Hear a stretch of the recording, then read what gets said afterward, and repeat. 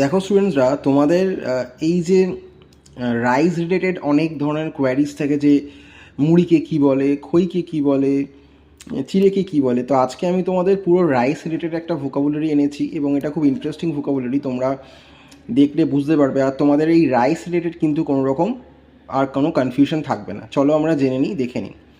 দেখো, fermented rice হচ্ছে পান্তা ভাতকে বলে,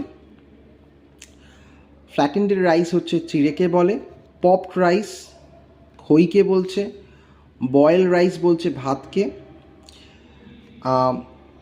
পাফড রাইস হচ্ছে তোমার মুড়ি। এবার যদি শুধু চাল থাকে, ভাত থাকে না, সেদ্ধ হওয়ার পর ভাত হয়, শুধু চাল থাকলে র রাইস সেটাকে বলছে। পারবয়েল রাইস হচ্ছে তোমার গম ভেজা চাল, যেগুলো তোমার একটু অন্য রকমের চালগুলো হয়। সুইট পাফ রাইস হচ্ছে চিনি মুড়ি একসঙ্গে যেটাকে বলা হয়।